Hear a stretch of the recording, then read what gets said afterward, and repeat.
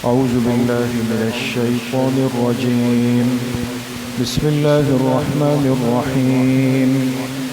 وعد الله الذين آمنوا منكم وعملوا الصالحات ليستخلفنهم في الأرض كما استخلف الذين من قبلهم وليمكنن لهم دينهم الذي ارتضى لهم وليبدلنهم من بعد خوفهم أمنا يعبدونني لا يشركون بي شيئا ومن كفر بعد ذلك فأولئك هم الفاسقون. وأقيموا الصلاة وآتوا الزكاة وأطيعوا الرسول لعلكم ترحمون. لا تحسبن الذين كفروا معجزين في الأرض ومأواهم النار ولبئس المصير. صدق اللہ العظیم. یہ سورۃ النور کی آیت نمبر 55، 56 اور 57، یہ 3 آیتیں آپ حضرات کے سامنے تلاوت کی گئی ہے. پچھلی آیات میں اور خاص طور پہ کل کے درس میں آپ حضرات نے سنا کہ اللہ پاک نے ایمان والوں کی اور منافقین کی حقیقت کو بیان فرمایا. اللہ کی نگاہ میں، اللہ کی نظر میں مومن کون ہے کہ جس کی زبان اور دل دونوں اللہ کے فیصلے پر مطمئن بھی ہو، راضی بھی ہو. اس کے مقابلے میں ایک شخص وہ ہوتا ہے جو زبان سے تو اپنے مسلمان ہونے کا دعویٰ کرتا ہے لیکن اس کا دل اس بات پر راضی نہیں ہوتا، یعنی گویا دل سے وہ ایمان کو، اسلام کو، کلمے کو قبول نہیں کرتا. یہ شخص ظاہراً مسلمان ہے، اپنے آپ کو مسلمانوں کی صف میں رکھتا ہے اور ہر وہ اس کام میں شریک ہوتا ہے جو مسلمان کرتے ہیں. اس کے ساتھ دنیا میں مسلمانوں جیسا معاملہ کیا بھی جاتا ہے، لیکن حقیقت میں اور اللہ کی نظر میں یہ مومن نہیں ہوتا بلکہ منافق ہوتا ہے. حقیقی مومن وہ ہے کہ جس کی زبان اور دل دونوں اللہ کی ذات پر، اللہ کے کلمے پر، اس دین حق پر اور توحید پر مطمئن ہو اور راضی ہو. اب جب ایک بندہ زبان اور دل دونوں سے مومن ہو اور اللہ کا محبوب ہو تو اللہ پاک فرماتے ہیں یہی بندہ اس قابل ہے کہ اس کو اس زمین کی، اس دنیا کی ذمہ داری بھی دی جائے. آج کی آیات بڑی عجیب ہے دوستو. اس دنیا میں رہتے ہوئے ضروری ہے کہ اس دنیا کے معاملات اور اس کے نظام کو چلانے کے لیے افراد کار ہو، اور یہ تو عقل کہتی ہے. ایک انسان اگر چھوٹے سے گھر میں رہتا ہے، ایک بیوی ہے، 2 بچے، ایک چھوٹا سا گھرانہ ہے، فیملی ہے، 2 کمروں کا گھر ہے، تو آپ دیکھیں اس چھوٹے سے گھر اور چھوٹے سے خاندان کو چلانے کے لیے بھی ایک ترتیب چاہیے. بھئی خرچہ کون کرے گا، کون اپنے پاس رکھے گا، کون پورے مہینے کا ایک بجٹ بنائے گا کہ بجلی کا بل ہے، گیس کا بل ہے، سبزی لانی ہے، دودھ لانا ہے، بچوں کی دوائی ہے، بچوں کے پیمپر ہے، یہ ہے وہ ہے نا. ایک ساری ایک ترتیب ہوتی ہے. تو سمجھدار افراد گھرانہ کیا کرتا ہے کہ ایک آدمی کو مسئول ذمہ دار بنا لیتا ہے. اکثر و بیشتر یہ ذمہ داری گھر کے مرد کے پاس ہوتی تقریباً، لیکن بعض دفعہ ایسا بھی ہوتا ہے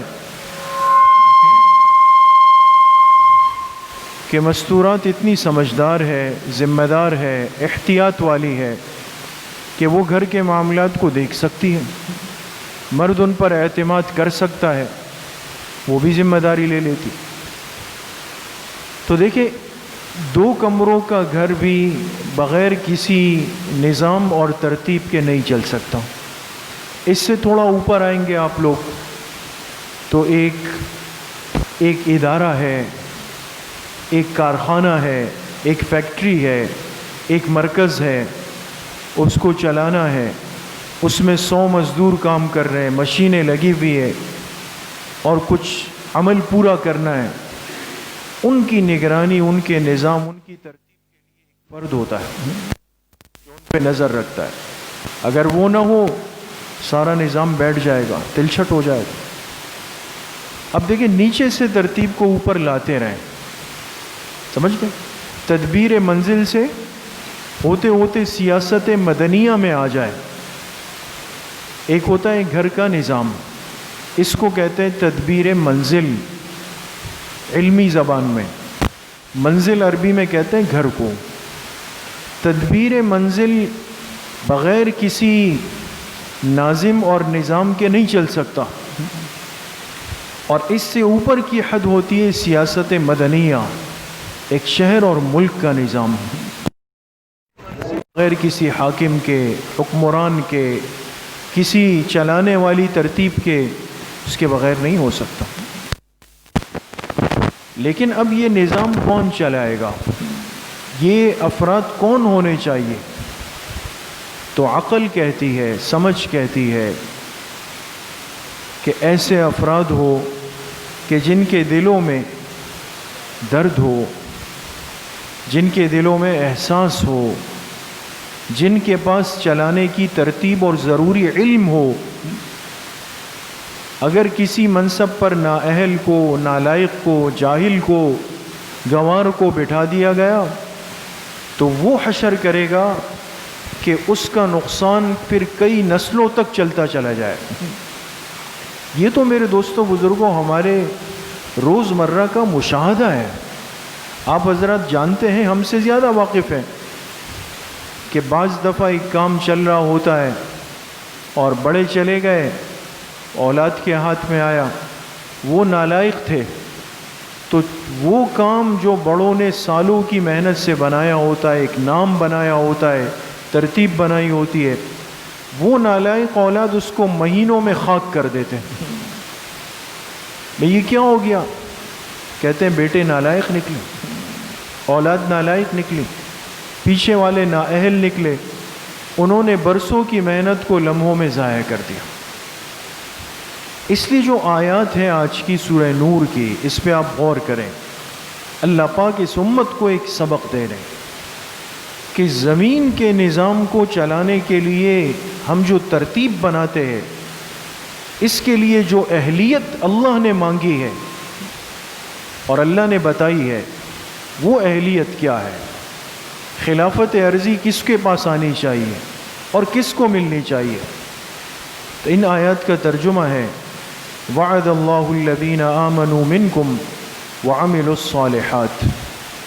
اللہ نے وعدہ فرمایا تم میں سے ان لوگوں سے جو ایمان بھی لائے، جنہوں نے نیک اعمال بھی کیے، جن کا ایمان بھی سچا ہے، منافقت والا نہیں، زبان اور دل دونوں والا ہے، جو ایمان لائے اور جنہوں نے نیک اعمال کیے، جو بنے ہوئے لوگ ہیں، بگڑے ہوئے نہیں.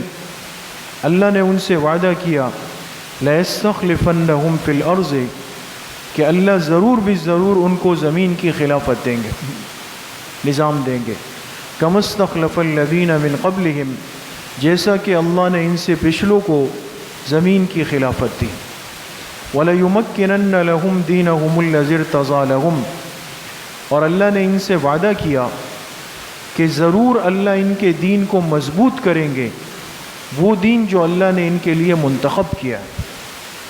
وَلَيُبَدِّلَنَّهُمْ مِنْ بَعْدِ خَوْفِهِمْ أَمْنًا تیسرا وعدہ، اور اللہ نے وعدہ کیا کہ ان پر جو خوف کی کیفیت ہے اللہ پاک اس کو ضرور بھی ضرور امن میں تبدیل کر دیں گے.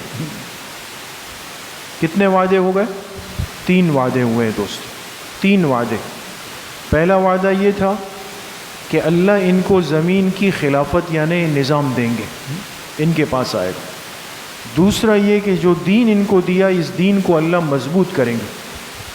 اور تیسرا وعدہ یہ کیا کہ جو خوف کے حالات ہوں گے اس کو اللہ پاک امن میں تبدیل کر دیں گے. لیکن یہ تینوں وعدے کن سے ہیں اور یہ نظام کن کو ملے گا؟ آمنوا منکم وعملوا الصالحات.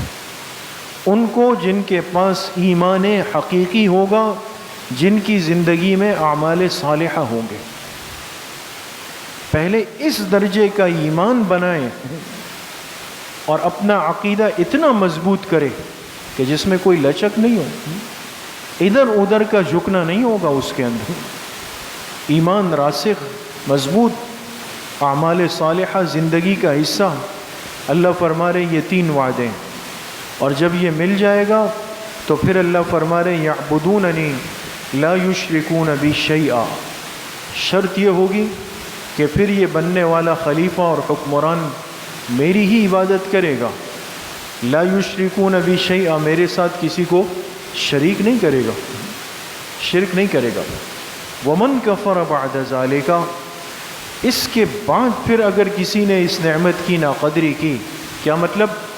اللہ نے زمین پر ایک عادل، ایک صحیح حکمران دے دیا، خلیفہ وقت دے دیا، اور پھر کسی نے اس نظام کی ناقدری کی، ناشکری کی، فاولئک هم الفاسقون، تو یہ لوگ پکے نافرمان ہے، فاسق ہے اللہ کی نظر میں۔ واقیموا الصلاۃ وآتوا الزکاۃ، اب اس نظام کی مضبوطی کیسے ہوگی؟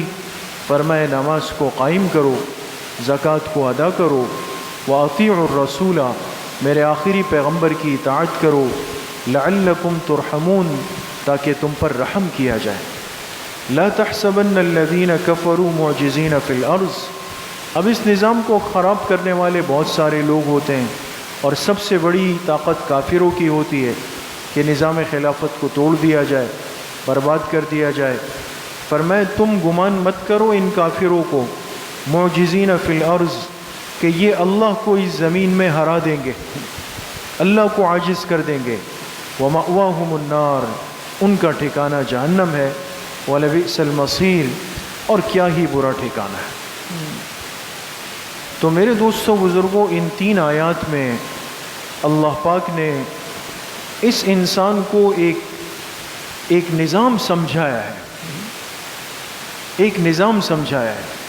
اب یہ تو بہرحال بہت تفصیلی بحث ہے اور احتیاط کی متقاضی باتیں ہیں، لیکن بحیثیت ایک مسلمان کے چند باتوں کو جاننا اور سمجھنا بے حد ضروری ہے۔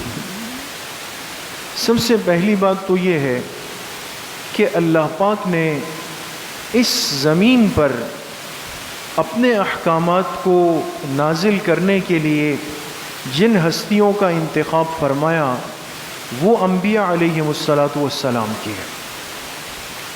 اس میں یہ بات طے شدہ ہے کہ انبیاء کا انتخاب بھی اللہ فرماتے ہیں، اور انبیاء کو معصوم بھی اللہ پاک خود بناتے ہیں۔ سمجھ گئے؟ کوئی آدمی کتنا ہی صاحب اعمال ہو، متقی ہو، صفات و کمالات کا مجموعہ ہو، سب کچھ ہو، لیکن ان سب باتوں کے باوجود بھی وہ اللہ کا نبی نہیں بن سکتا۔ کیوں؟ اس لیے کہ نبوت کا انتخاب کہاں سے ہوتا ہے؟ اللہ کی طرف سے۔ اللہ جس کو نبوت کے لیے، پیغمبری کے لیے منتخب کر لے وہی نبی بنے گا، یہ انتخاب من جانب اللہ ہوتا ہے۔ اور جو اللہ کی طرف سے نبوت کے لیے منتخب ہو جائے تو یہ مہر لگ جاتی ہے کہ یہ نبی، یہ پیغمبر، یہ رسول معصوم من اللہ ہے، معصوم من اللہ، اللہ کی طرف سے یہ گناہوں سے پاک صاف ہوتا ہے، اس کے پاس مقام عصمت ہوتا ہے، یہ معصوم ہوتا ہے، گناہ اس کے قریب نہیں آ سکتے۔ آپ سمجھ رہے ہیں اس بات؟ یہ ہو گئی پہلی بات۔ تو ہمارے عقیدے کی بنیاد یہاں سے چلتی ہے کہ زمین پر اللہ انبیاء کا انتخاب خود کرتے ہیں، اور یہ انبیاء کی ذات کیا ہوتی ہے؟ معصوم ہوتی ہے۔ دوسری بات یہ ہے کہ نبوت کا سلسلہ چلا حضرت آدم علیہ السلام سے، اور چلتے چلتے چلتے درمیان میں جتنے پیغمبر آئے، حقیقی تعداد اللہ کے علم میں ہے، لیکن اس پر امت کا اتفاق ہے، اجماع ہے، ایمان ہے کہ یہ سلسلہ ختم کس ہستی پر ہوا؟ حضرت محمد صلی اللہ علیہ وسلم پر۔ آپ نبوت کے سلسلے کے آخر ہے، خاتم ہے، اور وہ آخری اینٹ ہے جس نے قصر نبوت کے محل کو مکمل کر دیا۔ آپ کے آنے کے بعد نبوت کا سلسلہ اس کائنات میں بند ہو گیا۔ آپ سمجھ رہے ہیں میری بات کو؟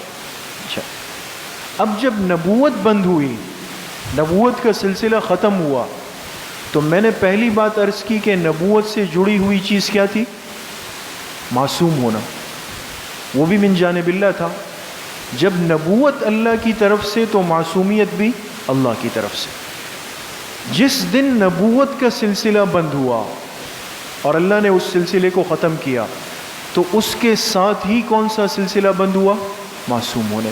یہ تو عقلی سی بات ہے، جو مقام اللہ نے ان کو دیا وہ ان کے ساتھ گیا۔ اب اگر کوئی یہ کہے کہ نبوت تو ختم ہوئی لیکن معصومیت چلتی رہی، اس سے یاد رکھیں پیغمبر کے مقام پر فرق پڑے گا، اس پہ فرق آئے گا، اس لیے کہ انتخاب خداوندی جو ہوتا ہے اس کی شان الگ ہوتی ہے۔ تو نبوت ختم، معصومیت ختم حضور علیہ السلام کے ساتھ۔ اب تیسرا مرحلہ ہے جو آیات سے سمجھ میں آتا ہے۔ حضور علیہ السلام کے بعد اب زمین کا نظام جو چلا ہے اور اللہ نے جس ترتیب کو چلایا ہے، وہ نظام کیا کہلاتا ہے؟ نظام خلافت کہلاتا ہے۔ وہ نظام خلافت ہے۔ دیکھیں، اتنی عربی کی سمجھ بوجھ تو ہر مسلمان رکھتا ہے۔ آپ حضرات نماز پڑھتے ہیں تو امام سے آگے کھڑے ہیں یا پیچھے کھڑے؟ پیچھے نا۔ اگر کوئی آدمی امام سے 1 انچ بھی آگے ہوا، اس کی نماز نہیں ہوئی، ایسا ہی ہے نا؟ تو مطلب یہ ہوا کہ جو آگے کھڑا ہوتا ہے اس کو کیا کہتے ہیں؟ امام، اور جو پیچھے کھڑا ہوتا ہے اس کو کیا کہتے ہیں؟ مقتدی۔ سمجھ میں آ گئے؟ حضور علیہ السلام پر نبوت ختم، ٹھیک ہے؟ اب جو کچھ بھی ہوگا وہ حضور کے پیچھے ہوگا، حضور سے آگے نہیں ہو سکتا نا۔ لہٰذا بہت غور سے ذہن میں بات رکھیے، سوچیں، آسان سی بات ہے۔ اب حضور پر نبوت ختم، نبوت کے ختم ہونے کے بعد اگر کوئی شخص کہے کہ نہیں فلاں امام ہے، تو ابھی آپ نے اپنی زبان سے کہا کہ امام کس کو کہتے ہیں؟ جو آگے کھڑا ہوتا ہے۔ نبوت کے بعد امامت ہو سکتی ہے دوستو؟ نہیں آ رہی بات سمجھ؟ اگر نبوت کے بعد خلافت کا تصور نہ لایا جائے، امامت کا لایا جائے، تو نعوذ باللہ اس سے کیا سمجھ میں آ رہا ہے؟ امام تو وہ ہے جو آگے ہوتا ہے، خلیفہ وہ ہوتا ہے جو پیچھے ہوتا ہے۔ یہ تو لفظی معنی ہے اس کے۔ امام کہتے ہی اس کو ہے جو آگے کھڑا ہوگا، خلیفہ کہتے ہی اس کو ہے جو بعد میں آئے گا۔ تو جب حضور کو خاتم الانبیاء مانا، آپ پر نبوت ختم کی، اب جس نے بھی آنا ہے حضور کے بعد آنا ہے یا حضور سے آگے آنا ہے؟ بعد میں آنا۔ بعد میں آنے والے کو، پیچھے آنے والے کو امام میں کیسے کہوں؟ اس کو کیا کہا جائے گا؟ خلیفہ کہا جائے گا۔ اس نظام کو نظام خلافت کہا جائے گا۔ یہ اگر آپ قرآن سے، حدیث سے اور فقہی کتابوں سے نہ بھی سنیں، میں نے آپ سے عام بات عرض کی۔ بعض چیزیں ایسی ہوتی ہیں کہ جس کے لیے کوئی استاذ اور طالب علم نہیں چاہیے، عقل آپ کو خود بتا دے گی کہ بھئی میں مقتدی ہوں، مجھے پیچھے کھڑا ہونا ہے، وہ امام ہے اس نے آگے کھڑا ہونا ہے۔ حضور علیہ السلام پر نبوت ختم ہو گئی۔ نبوت کے بعد کوئی کہے کہ نہیں فلاں جو ہے وہ امام ہے، تو آپ کیا کر رہے ہیں؟ آپ تو نبوت کے نظام کے بعد کسی کو آگے بڑھا رہے ہیں۔ اس لیے اللہ نے اس آیت میں ایمان والوں کو واضح طور پہ سمجھایا کہ جب نبوت کا دروازہ بند ہوگا، اس کے بعد زمین میں جو نظام چلے گا اس نظام کو نظام خلافت کہا جائے۔ سمجھ میں آ گئی؟ تو پہلی بات، انبیاء کا انتخاب اللہ کی طرف سے، اور جو نبی ہوگا وہ معصوم ہوگا، اس کا معصوم ہونا بھی اللہ کی طرف سے، ایک بات۔ دوسری بات، نبوت کا چلتا ہوا سلسلہ ختم ہوا، اولین اور آخرین کے سردار، رحمت کائنات، محبوب کبریا جناب رسول اللہ صلی اللہ علیہ وسلم پر آپ خاتم الانبیاء ہے، آپ کے بعد کسی نئے نبی کا تصور نہیں ہو سکتا۔ تیسری بات، جب نبوت آپ پر ختم ہوئی، اس کے بعد جو کچھ ہوگا وہ مقتدی بن کر آئے گا، وہ پیچھے ہو کر آئے گا، وہ آپ سے آگے نہیں ہو سکتا، آپ کے برابر بھی نہیں ہو سکتا۔ جو بھی آئے گا وہ پیچھے ہوگا، اور جو پیچھے ہوتا ہے وہ امام نہیں ہو سکتا، وہ خلیفہ ہو سکتا ہے۔ سمجھ میں آ گئے؟ تو یہ تین چیزیں ہیں جس سے ایمان کی بنیاد چلتی ہے، اور جس کے بعد اللہ پاک اس کائنات کے نظام کو چلاتے ہیں۔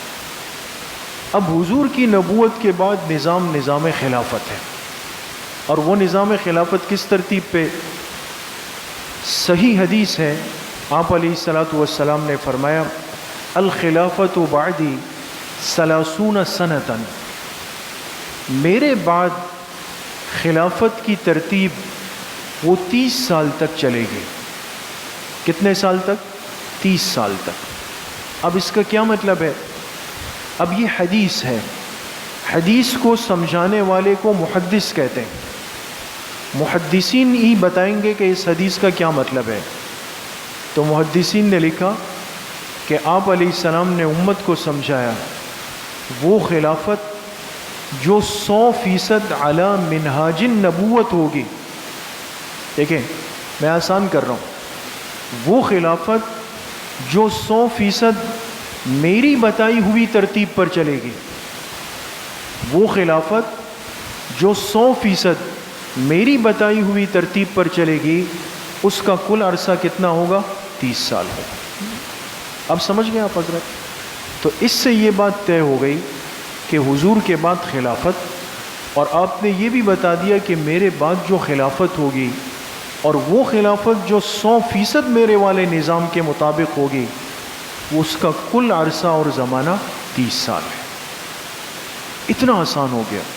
اب آپ آ جائیں تو کوئی مسئلہ نہیں۔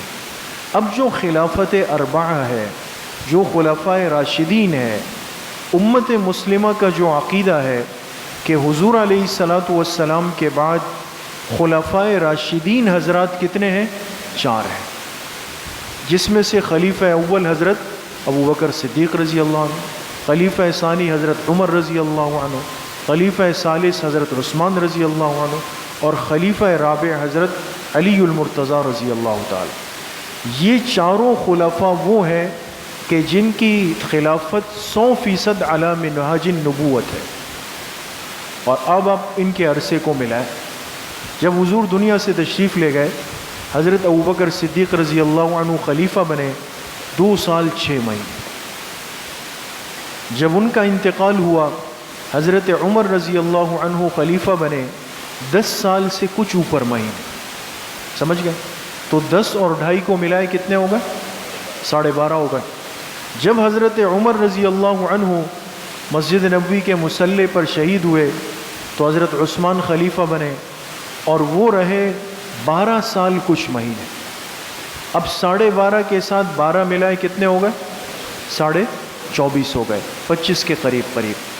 پھر حضرت علی کرم اللہ وجہہ کو خلیفہ بنایا، اور وہ کوفہ کے اندر شہید ہوئے مصلی پر، تو ان کی خلافت کا عرصہ 5 سال کچھ مہینے۔ 24.5 اور 5.5 ملائے یہ کل کتنا عرصہ ہو گیا؟ 30۔ کیا حضور کی حدیث سچی نہیں ہو گئی دوستو؟ اس میں تو کوئی ابہام ہی نہیں ہے کہ انسان کہے یہ کیسے اور وہ کیسے۔ اس لیے میں نے عرض کیا صحیح حدیث الخلافت من بعدی 30 سنۃ، اور خلافت سے مراد وہ خلافت جو 100% حضور والی ترتیب پر۔ یہ جملہ بار بار اس لیے عرض کر رہا ہوں کہ آج فتنوں کا زمانہ ہے۔ لوگ کہیں گے بھئی جبھی تو ہم کہتے ہیں کہ فلاں نے ظلم کیا، جبھی تو ہم کہتے ہیں فلاں نے حق چھین لیا۔ ان حضرات کے بعد بھی خلفاء آئے ہیں۔ حضرت حسن رضی اللہ عنہ بنے خلیفہ، حضرت امیر معاویہ رضی اللہ عنہ بنے خلیفہ، حضرت عمر ابن عبدالعزیز رحمہ اللہ بنے خلیفہ، لیکن 100% وہ ترتیب امت کی طرف سے باقی نہیں تھی۔ خلیفہ نہیں، قصور اب خلیفہ کا نہیں تھا، امت کے اندر کمزوری آ گئی۔ سمجھ گئے؟ اور یہ جو 30 سال کا زمانہ ہے، اس میں خلیفہ اور امت ایک ساتھ چل رہی۔ جڑ کے چل رہی ہے، دونوں میں مزاج نبوت ہے، ترتیب نبوت ہے، نظام نبوت ہے۔ سمجھ میں آ گئی؟ تو بہرحال اس کو نظام خلافت کہا جاتا ہے۔ اب باتیں تو بہرحال بہت زیادہ ہیں، ان وقت ختم ہے، انشاءاللہ اگلی مجلس میں اللہ پاک صحیح عمل کی توفیق نصیب فرمائے۔ انشاءاللہ کل عشاء کی نماز کے بعد ہمارا ماہانہ اصلاحی بیان اور مجلس ذکر ہوگی، جو ہر انگریزی مہینے کی پہلی اتوار کو ہوتی ہے۔ اس میں آپ تمام حضرات اہتمام سے شرکت فرمائیں۔ الحمدللہ رب العالمین، والصلاة والسلام علی سیدنا